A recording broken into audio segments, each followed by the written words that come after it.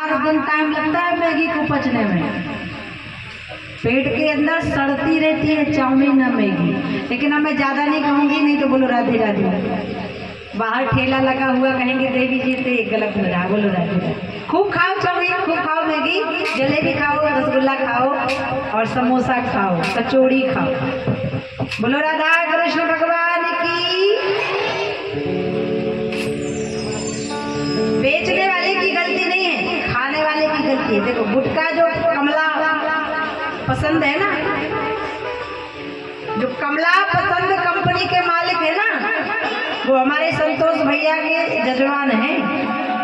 बता रहे थे देवी जी एक बार, जो कमला पसंद बनता है, भैया लोग जानते होंगे, पुड़िया खाई जाती है कमला पसंद, उसके जो मालिक हैं दिल्ली में, वो डॉक्टर संतोष शुक्ला जी के शिष्य हैं, जजमान।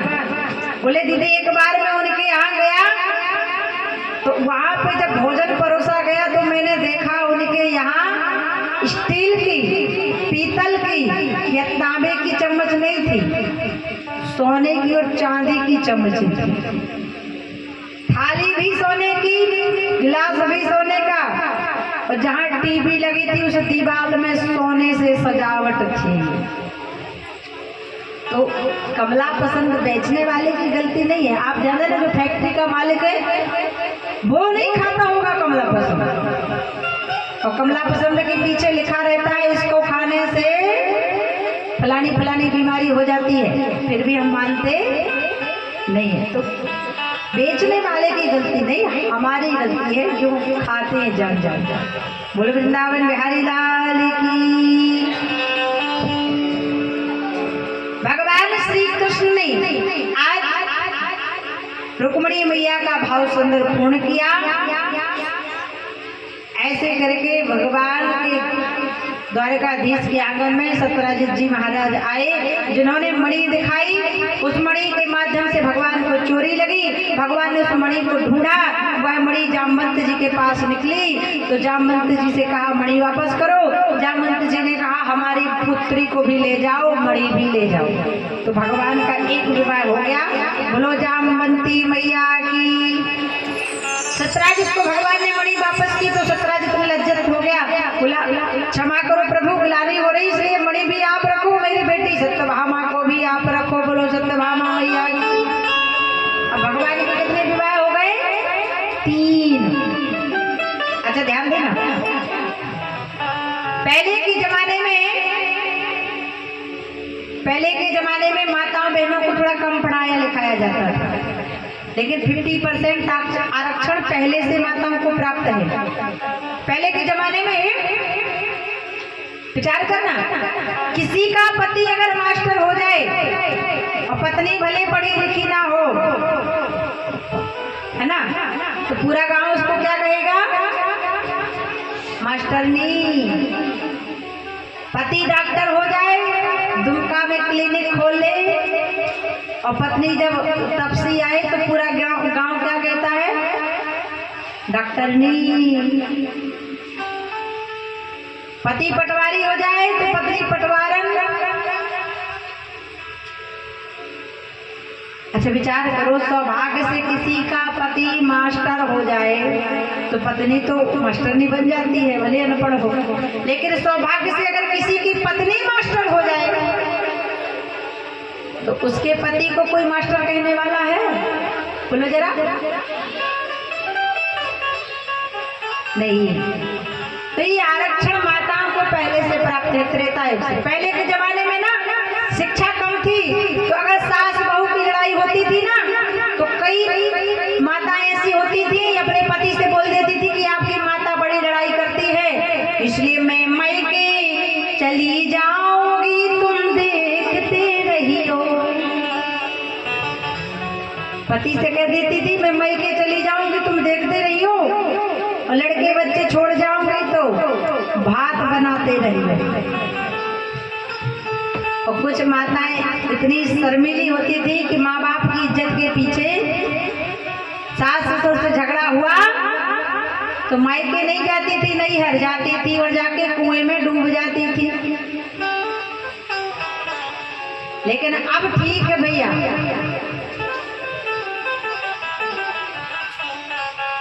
जो कुएं खुदवाना बंद कर दिया, हैंडपंप लगवाना चालू कर दिया, ये बहुत अच्छी बात है। इसलिए मैं झारखंड के सीएम को धन्यवाद देना चाहूंगी। Thanks for Jharkhand CM. कौन है बताओ जरा, जजवान जी, झारखंड के सीएम कौन है? बहुत thanks for Jharkhand CM Shri Hemant Soren ji, जिन्होंने कुआं खुदाना बंद कर दिया और चापाकल लगवाना चालू कर दिया। अब चापाकल में थोड़ी लटक जाओगी, बोलो राधे राधे। लेकिन भैया तपसी गांव में बड़ी बाबड़ी है, बड़े कुएं हैं, जहां देखो वहीं कुएं कुएं दिखाई पड़ते हैं। अच्छा ध्यान दो, आज भगवान के 3 विवाह हो गए। ऐसे करते करते भगवान की 8 पटरानियों के साथ विवाह हो गया। पहली रुक्मणी, दूसरी जामवंती, तीसरी सत्यभामा, चौथी मित्रवंदा, 5वीं लक्ष्मणा, सत्याभद्रा और कालिंदी। ऐसी भगवान की 8 पटरानी हो गई। उसी समय एक नरकासुर नाम का दैत्य था, जिसने सारे विश्व की कन्याओं को अपने कारागृह में डाल रखा था। 16,100 कन्याओं को बंदी बनाकर रखा था। बोल रहा था जब 16,101 हो जाएंगे तो सबके साथ विवाह करूंगा, और भगवान ने उसका वध कर दिया। अब उस 16 की 16 कन्याएं, 16,100 कन्याएं रोने लगी, बोली भगवान हम कहाँ जाएं? अगर घर जाएंगे तो माता पिता स्वीकार नहीं करेंगे, क्योंकि पराई पुरुष की छत्र छाया में कई वर्षों से थे। समाज स्वीकार नहीं करेगा। तो हमारे पास 2 रास्ते हैं, या तो आत्महत्या कर लेंगे या तो व्यभिचार वेश्यावृत्ति अपना लेंगे। भगवान बोले जिसका कोई नहीं होता उसका द्वारकाधीश होता है।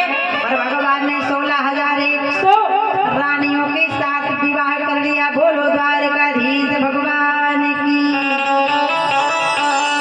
ये है जो 16,100 रानियां है ना भगवान की, ये कौन है पता है? बोले जब भगवान श्री राम जनकपुर की गलियों में घूम रहे थे ना, तो सारी जनकपुर की स्त्रियां भगवान से कह रही थी मैं आपको पति रूप में पाना चाहती हूँ। जब भगवान जनकपुर में घूम रहे थे ना, तो सारी सखियां भगवान को देख रही थी। कई अटालियों पर चढ़ गई, कोई दरवाजे पर खड़ी हो गई। एक सखी बोली हम तो भगवान राम को देख रहे, लेकिन राम जी हमारी ओर नहीं देख रहे, तो कुछ उपाय करो। एक सखी बोली एक काम करो ना, राम जी हमारी ओर नहीं देख रहे हैं तो राम जी का विवाह करा दो सीता जी से। और जब विवाह करा देंगे तो राम जी हमेशा आते रहेंगे, क्योंकि आजकल का दामाद जमाई तो अधिकतर ससुराल में दिखाई देता है। एक सखी बोली सीता जी का विवाह राम जी से नहीं हो सकता। बोले क्यों? बोले राम कहाँ काले काले, सीता कहाँ गोरी गोरी। अच्छा एक सखी ने कहा तो विष्णु भगवान से करा दो सीता का विवाह। एक सखी बोली विष्णु भगवान से तो और नहीं हो सकता। बोले क्यों? बोले इनमें कोई समानता ही नहीं। बोले विष्णु भगवान का विवाह सीता जी से कराएंगे तो सफल नहीं होगा। क्यों? क्योंकि विष्णु भगवान के हाथ कितने हैं? 4, और सीता जी के हाथ कितने हैं? 2।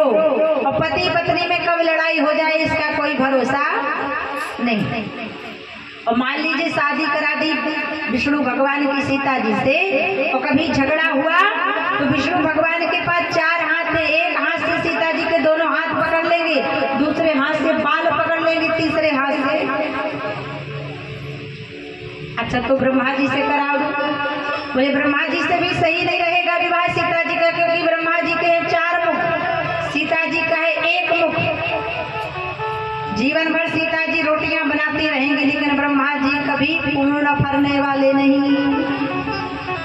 अच्छा तो एक बाजा झगड़ा ना झांसा भोले बाबा से करा दो। बोले उनके पास तो 5 मुख हैं। सबने कहा सीता जी का विवाह होना चाहिए। बोलो राजा रामचंद्र भगवान की। सीता जी का विवाह होना चाहिए राम जी से।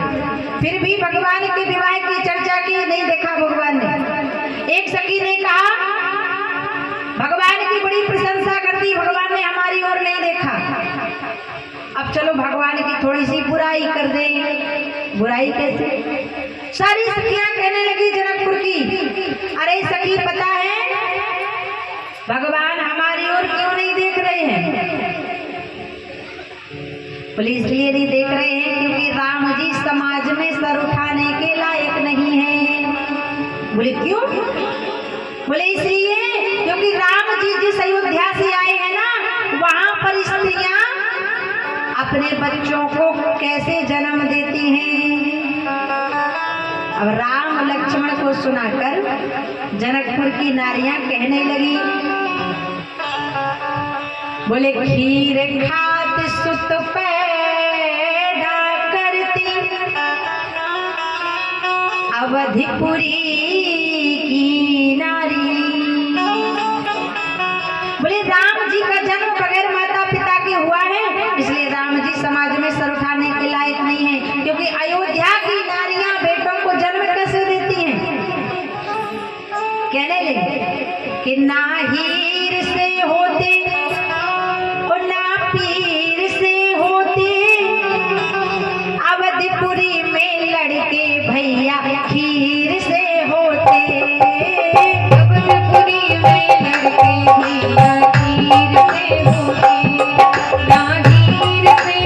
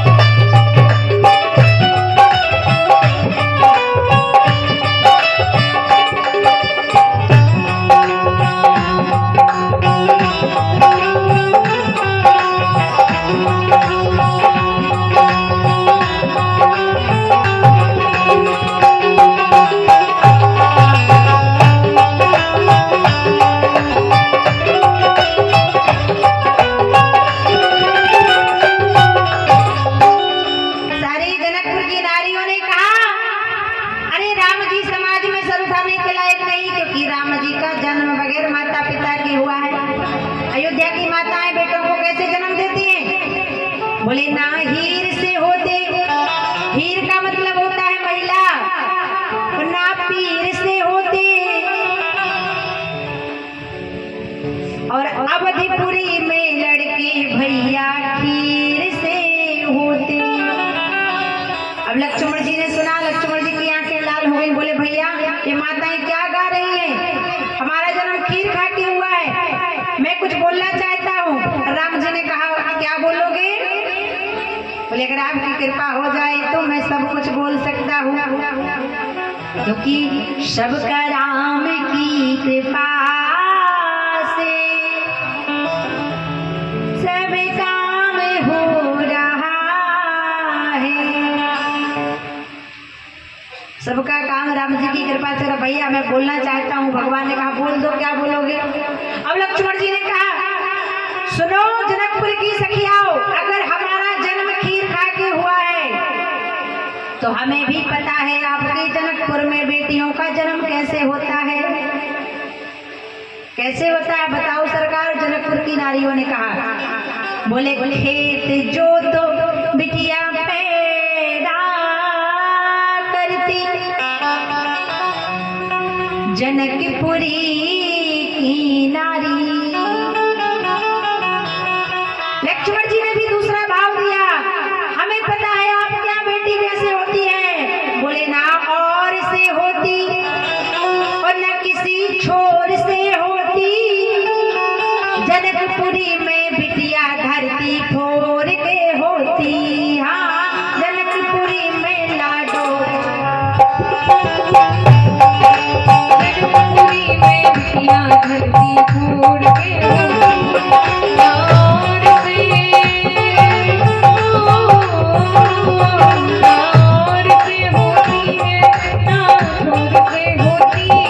जनकपुरी में बिटिया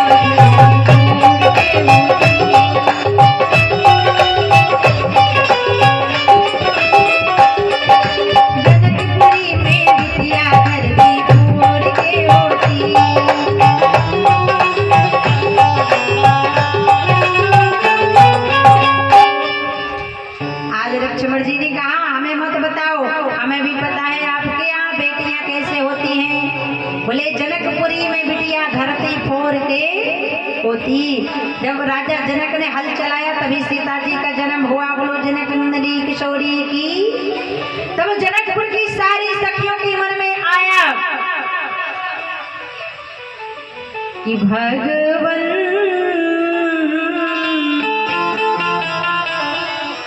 पत्नी बना लो हमको, भगवन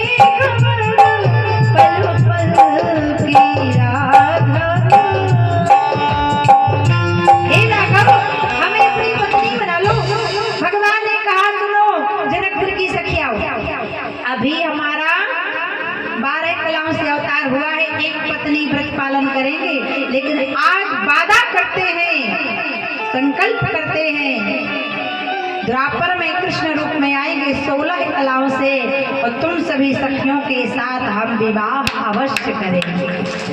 ये वही 16,100 रानियां पटरानियां भगवान की बनी हैं। नारद जी ने भगवान की दिनचर्या को देखा। प्रत्येक रानी और पटरानी से भगवान के 10-10 पुत्र प्राप्त हुए। एक रानी को 10 पुत्र। अब हिसाब लगा लीजिए, भगवान की 16,108 हैं तो कितनी संतानें होंगी। बृहद लोकार्पण किया भगवान ने। नारद जी ने दिनचर्या का दर्शन किया। सुखदेव जी कहते हैं प्रभु, एक भगवान का नाम दीन बंधु भी है, तो क्या भगवान कृष्ण ने किसी दीन को अपना बंधु बनाया है? सुखदेव जी ने कहा हाँ, भगवान का एक नाम है दीन बंधु और भगवान ने एक दीन को अपना बंधु सखा बनाया है, जिसका नाम है, बोलिए श्री सुदामा जी महाराज की। दीन बंधु मम सखाया महेशु। भगवान का नाम एक दीन बंधु है और भगवान के एक मित्र हैं जिनका नाम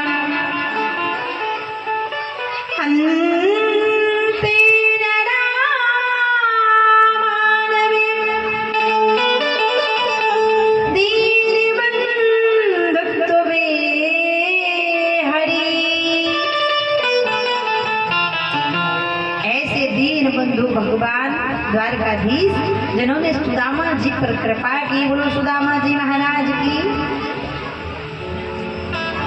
आज एक बात बताओ, चावल कितने लोग लाए हैं अपने अपने घर से? आज चावल बनाना नहीं था लेकिन दान करना था। कितने लोग लेके हाथ उठा के बताओ। याद रखना, जिसने जिसने चावल का दान किया उसके घर में अन्न की, अन्नपूर्णा की कभी कमी नहीं होगी, क्योंकि चावल दान करने से सुदामा चरित्र की कथा में अपार धन, संपदा और लक्ष्मी की कृपा नारायण करने लगते हैं।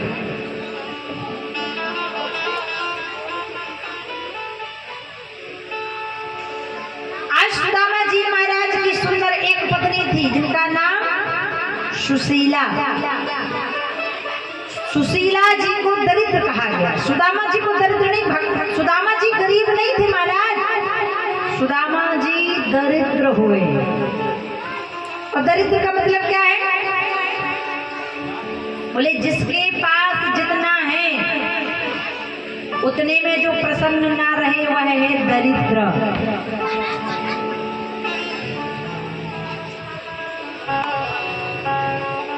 और कोई भक्त हैं हमारे ठाकुर जी के सेवक हैं जिनका नाम श्री रामदेव गोस्वामी एवं धर्मपत्नी श्रीमती पार्वती देवी, ग्राम बामन पहाड़ी। उन्होंने 311 रुपए का दान दिया है। खूब सुखी रहें और राधा रानी की कृपा आपके परिवार पर सदा बनी रहे। बोलो भक्तवत्सल भगवान की। एक बात याद रखना, ब्राह्मण का धन हनन करने वाला सीधे नरक में जाता है और उसकी अकाल मृत्यु होती है। इसलिए ब्राह्मण का कभी धन हनन करने का सोच भी मत लेना। ब्राह्मण का धन जो हनन करता है सोचता है कि ब्राह्मण को किया गया दान, उस दान से हम कुछ बचाकर अपने जीवन की दिनचर्या में निर्वाह में लगा दें, तो ऐसा कभी मत सोचना, क्योंकि दान ब्राह्मण का खाया हुआ कभी बचता नहीं है। आज सुदामा जी महाराज दरिद्र हैं, गरीब नहीं है। दरिद्र का मतलब है जिसके पास जो है उसमें जो संतुष्ट ना हो वो है दरिद्र। एक सेठ था, अपार संपत्ति थी। एक दिन मुनीम से कहता है, मुनीम जी जरा देखो मेरी कितनी संपत्ति है। मुनीम ने सारा बही खाता खोला, देखा। मुनीम कहने लगा, महाराज कितनी संपत्ति है आपके पास कि आपकी आने वाली 7 पीढ़ियां भी बैठ कर खाएंगी, हाथ पांव नहीं चलाएंगी तो भी वो पल जाएंगे, शांति से बैठ के खा जाएंगे। अब सेठ बेहोश होकर गिर पड़ा। पानी छिड़का, मुनीम ने होश में आया, कहने लगा, सेठ जी आप मूर्छित क्यों हो गए, आप बेहोश क्यों हो गए? सेठ कहता है, राम राम, मुझे चिंता हो गई कि मेरी 7 पीढ़ियां बस बैठकर खाएंगी, 8वीं पीढ़ी का क्या होगा, उसके लिए तो मुझे और कमाना पड़ेगा। वो है दरिद्र, जो है सब भगवान का है। यही भाव रखो, तेरा तुझको अर्पण क्या लागे मेरा। जितना है उतने में खुश रहो, प्रसन्न रहो। अपना हक किसी को मत दो, अपने हक का छीन कर भी लो, लेकिन जिस पर आपका हक नहीं उस पर कुदृष्टि भी कभी मत डालो। यही सद्भाव महात्मा बना देता है। सुदामा जी महाराज की पत्नी ने सुदामा जी को भेजा है, सुदामा जी के भाव से द्वारकापुरी कि जाओ पति जी हरि की धाम, जाओ पति जी हरि की धाम, चले श्याम सुंदर से मिलने सुदामा।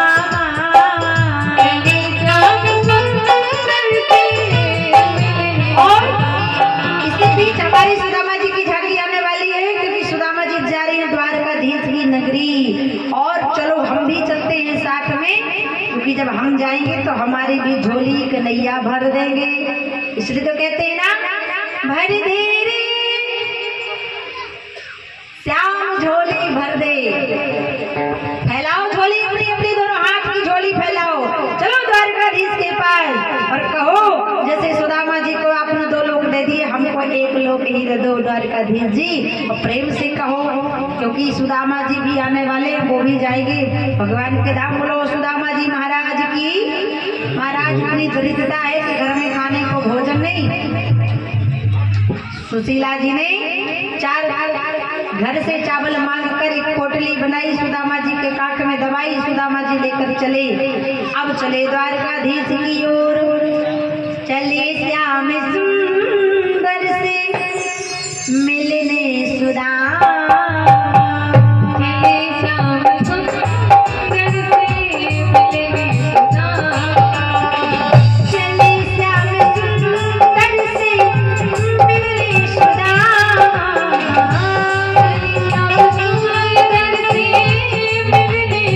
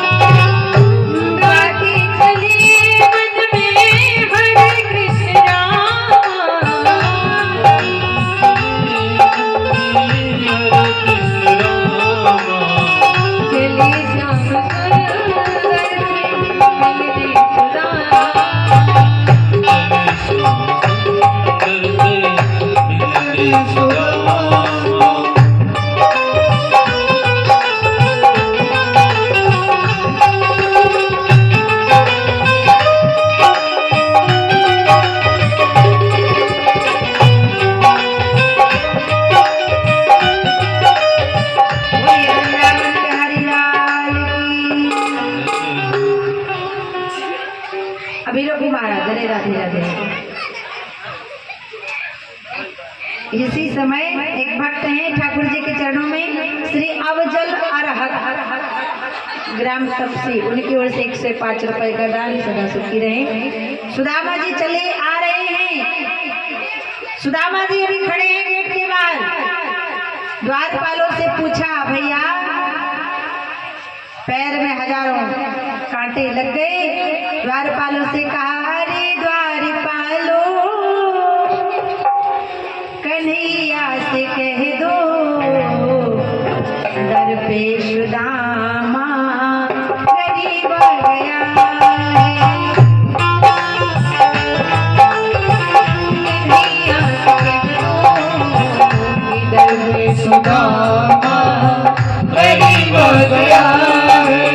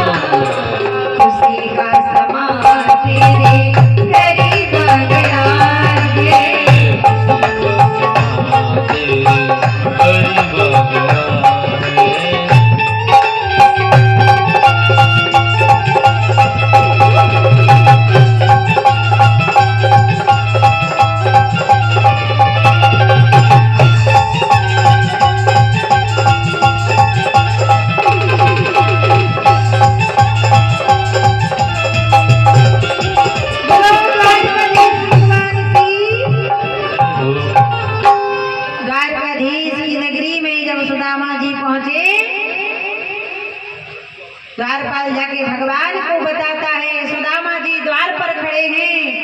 हे द्वारकाधीश, मुख्य द्वार पर एक ब्राह्मण खड़ा है और वो ब्राह्मण की रूप रंग दशा क्या है? द्वारपाल ने कहा, कन्हैया जी की द्वार खड़ो तुझे दुर्बल। हे द्वारकाधीश, मुख्य द्वार पर एक ब्राह्मण खड़ा है और वह आपका नाम पुकार रहा है और उसकी मनोदशा, उसके शरीर की स्थिति कैसी है? बोले, शीश पगान जगा तन पे अरुपाय उमान की नहीं सामा, धोती फटी सी लटी दुपटी सी, प्रभु जाने को आही बशो यही धाम। कि द्वार खड़ो तुझे दुर्बल, देख रहो जग सो वसुरा अभिराम। पूछत दीन दयाल को नाम, आपन नाम बतावे सुदामा। आपन नाम